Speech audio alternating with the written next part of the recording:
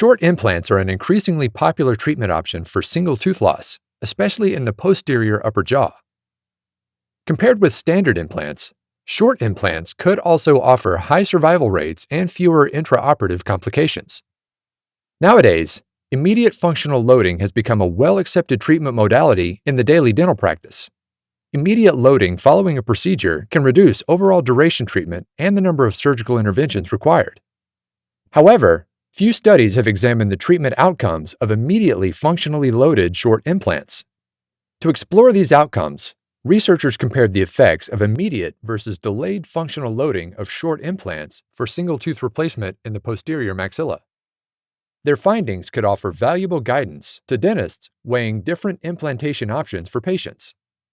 Over the course of 5 years, the team monitored 63 patients receiving a single tooth implant. 48 underwent immediate functional loading, whereas 15 underwent loading 3 months after insertion.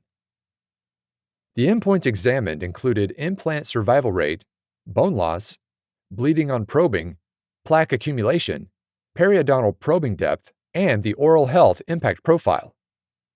Overall, short implants inserted through either modality yielded satisfactory clinical outcomes.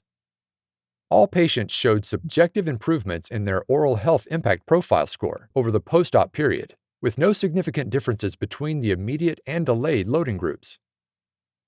The 3 cases of implant failure observed throughout the entire study occurred solely in the immediate loading group. And although bone loss was well below the 2 mm limit set by the 2007 PISA consensus, bone loss was significantly lower in the delayed loading group. Furthermore, bleeding on probing was generally higher in the immediate loading group and significantly higher in the 2nd and 3rd years following implantation. Similarly, plaque accumulation and periodontal probing depth were higher for the immediate loading group throughout the observation period, which might be attributed to the effect of placing a provisional implant immediately after surgery. This implant could promote the adhesion of harmful bacteria that compromise dental health to some degree.